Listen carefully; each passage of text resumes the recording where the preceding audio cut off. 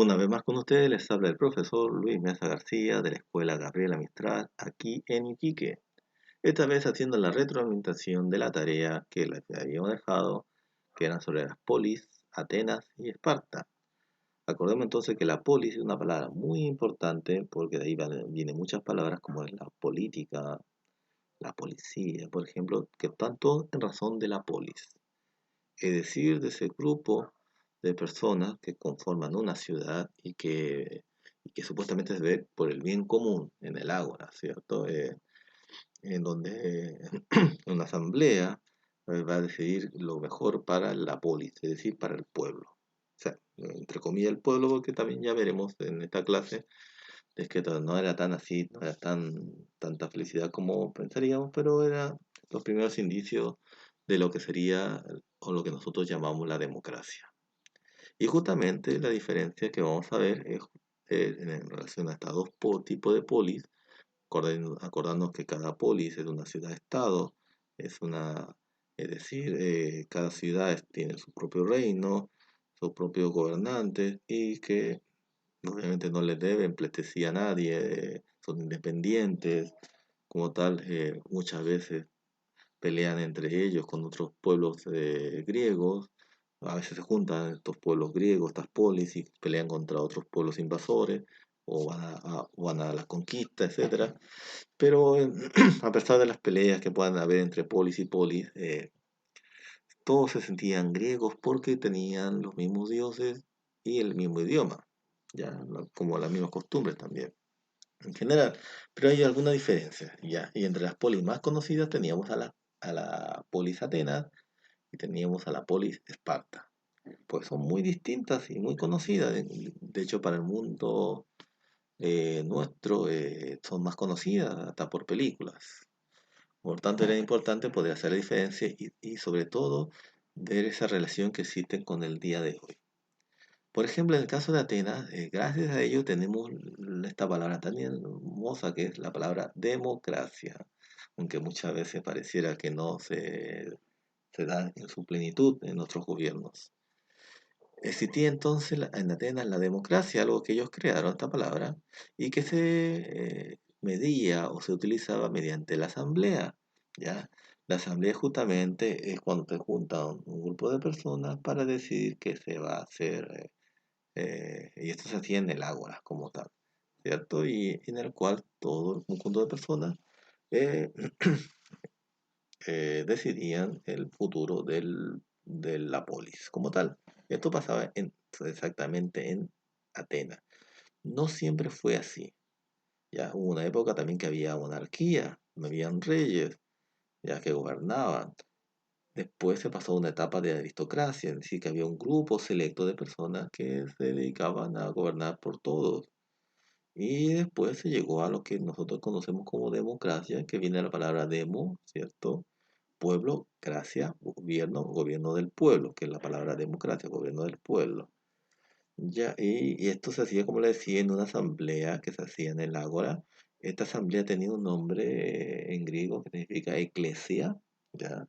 De ahí viene la palabra iglesia. De hecho, que la iglesia católica y las demás iglesias tomaron la palabra de los griegos, eclesia, para hablar de iglesia, ya la forma castellanizada, españolizada de la palabra en griega, eclesia, es iglesia. De hecho, cuando nosotros decimos iglesia, hablamos de eclesia.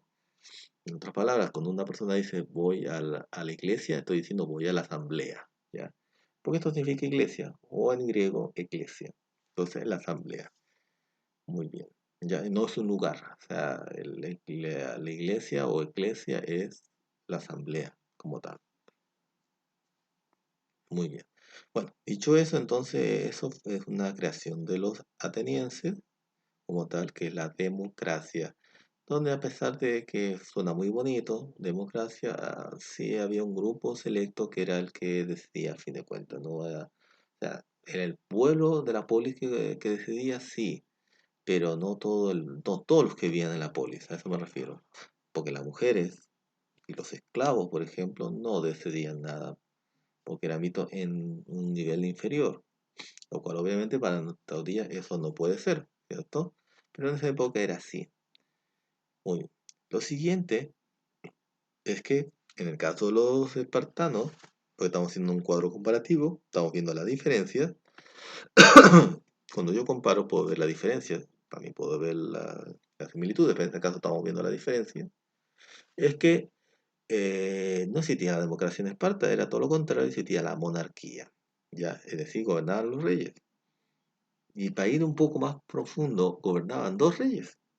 Aunque en las películas no se muestra eso, era eso lo que pasaba, porque en las películas de Esparta uno ve un solo rey, porque esa es la forma general que uno ve las monarquías, que hay un rey gobernando.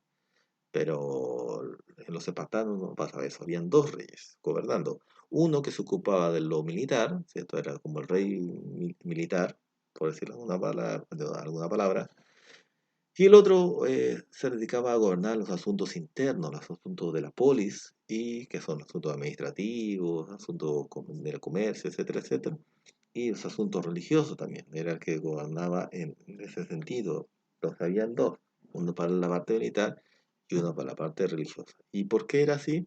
Porque obviamente Esparta, y lo estamos viendo ya en las imágenes, era un pueblo guerrero. Entonces necesitaban una persona específicamente que gobernara la parte guerrera, mientras que el otro se dedicara a la parte administrativa y a la parte religiosa como tal. Entonces esa es una gran diferencia. Atenas por una parte democracia, Esparta por otra parte monarquía y de reyes, y en este caso de dos reyes. Eso es lo que se llama gobierno monárquico. Hasta el día de hoy también existen algunos gobiernos que son monárquicos. ¿Ya? Cuando decimos gobierno monárquico es porque está representado por el rey, ¿cierto? Un rey que gobierna supuestamente para todos. ¿Ya? Muy bien, esto entonces sería una gran diferencia entre los atenienses y los espartanos, aunque ambos se consideraban griegos y ya creían en los mismos dioses, pero tenían esta gran diferencia que uno usaba la democracia, gobierno del pueblo, y otro la monarquía, que es el gobierno del rey, en este caso de dos reyes, ¿ya? Que es algo muy parecido cuando veamos el próximo año con los incas también tenían dos reyes gobernando, ¿ya? Eh, que también tenía este formato de gobierno, que se intercalaban los dos reyes. Bueno, será un tema que veremos cuando veamos los próximos años. Bueno, volviendo a esto entonces, otra diferencia grande que existe entre los atenienses y los espartanos es esto, el nacimiento de la filosofía, ¿ya? Los atenienses, que también han sido guerreros, también han peleado, pero no era su esencia ser guerrero, tuvieron tiempos de ocio, ya, acordémonos, creo que lo dije en la clase pasada, que el ocio no es algo malo, o sea, muchas veces uno dice a una persona eres ocioso y uno piensa que le está diciendo algo malo.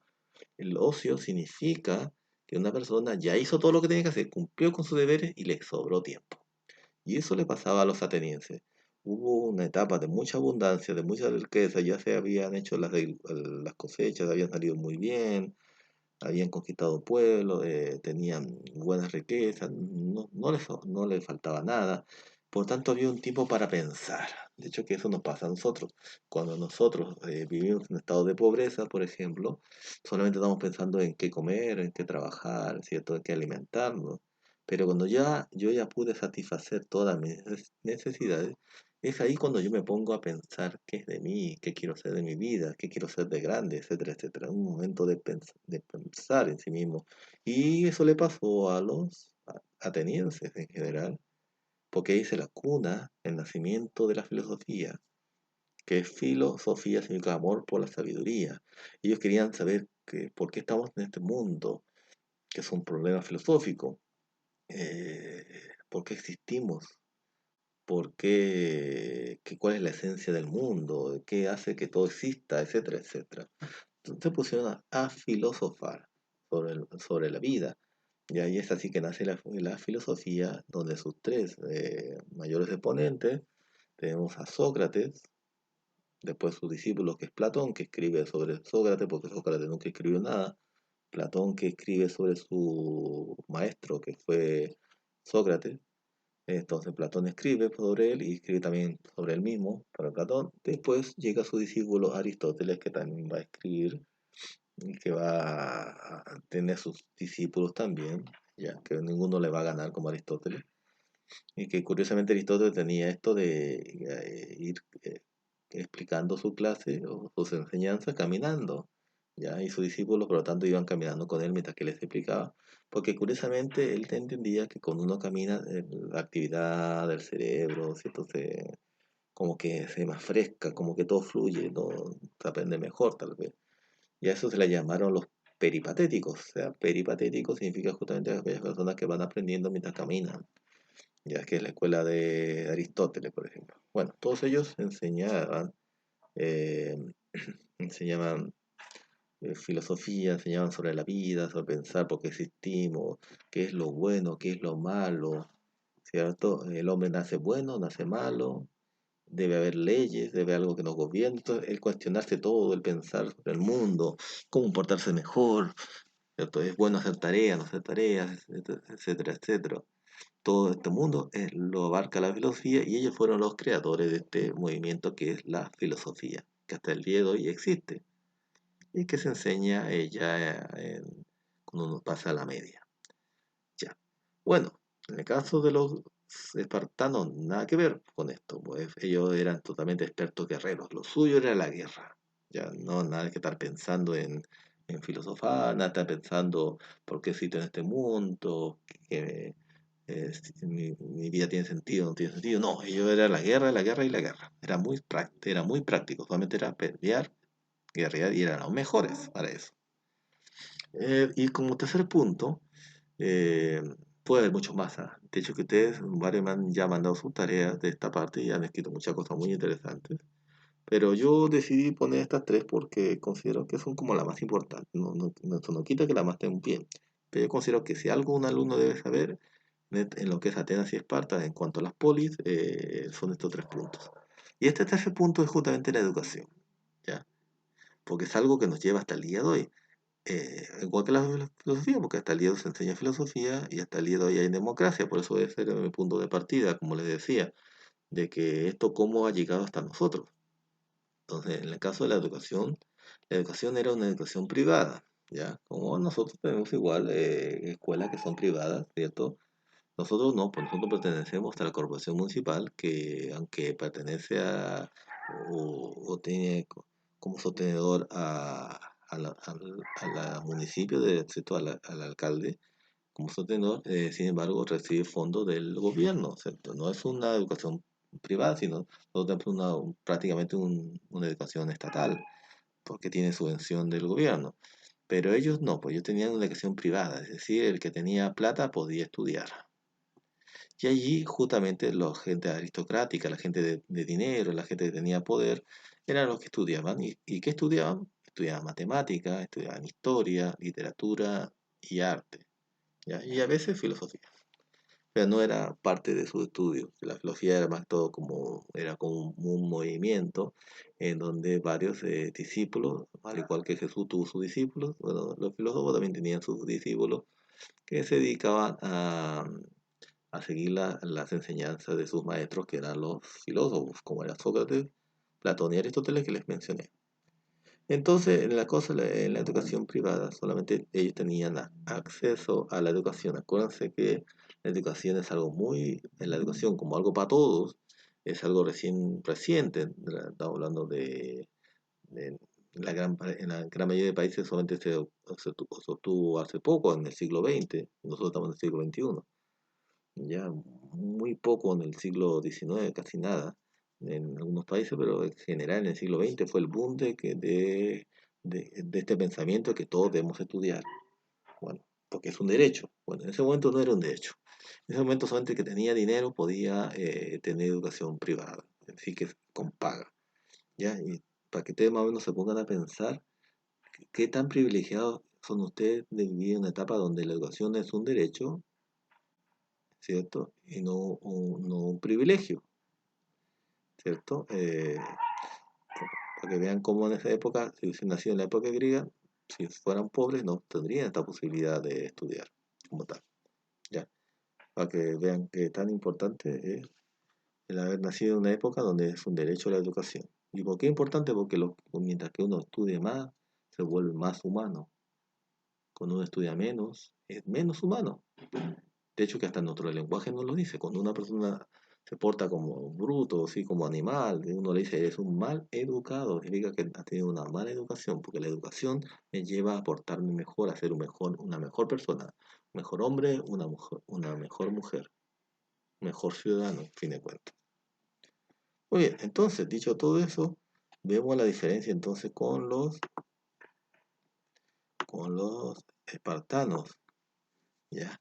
Obviamente, si ellos se dedican a la guerra, la educación era para ese lado. Y la educación estaba en manos del Estado, ¿ya? Es decir, el rey, los reyes, eran los que decidían cómo se educaba en la parte militar. ¿Ya? Era una formación totalmente militar porque estaban dedicados a la guerra. Por eso vemos la diferencia entre que ellos están pensando en filosofar, aprendiendo matemática, historia, literatura, arte. Cuando hablo de literatura hablamos del lenguaje, ¿cierto? De los textos.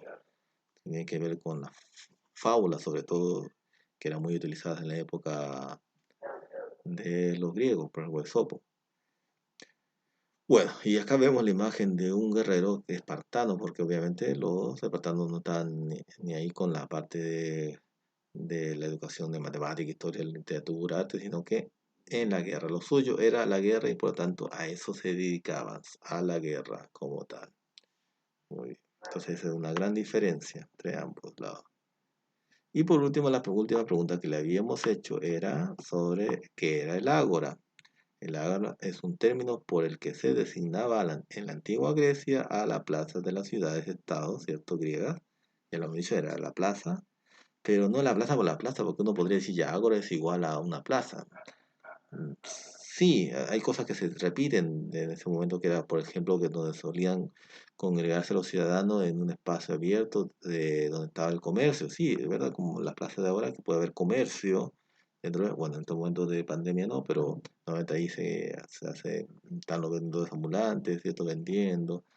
Pero lo más importante es que ahí también se intercambiaba la cultura y la política de la vida social de los griegos. Ahí era el ágora donde se decidían, se hacían asambleas para que se decidieran temas de la polis. Por eso habla de política, porque política viene de polis. ¿Qué hace el político? El político justamente tiene que pensar en cómo administrar, ¿cierto? O cómo administrar y generar leyes que sean en bien de la polis. Por eso dice político, viene de polis.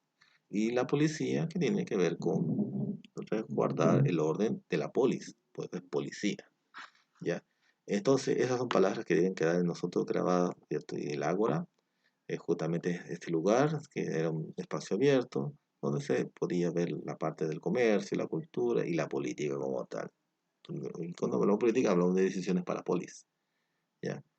Aquí obviamente están descartadas las mujeres y están descartados los esclavos, por ejemplo. Pero eso es lo que hemos heredado de los famosos griegos.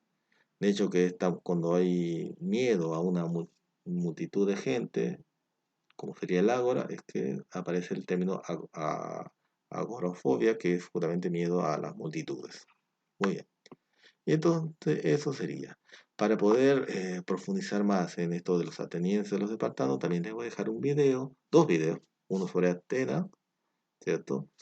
Y otro sobre Esparta para que puedan profundizar o lo vean más visual, y no son de mis palabras, sea más visual estos dos temas de la polis ateniense y la polis espartana. Como tal. Ya saben que cualquier consulta me pueden hacer a mi WhatsApp. Cuídense mucho y nos estamos comunicando en la siguiente clase.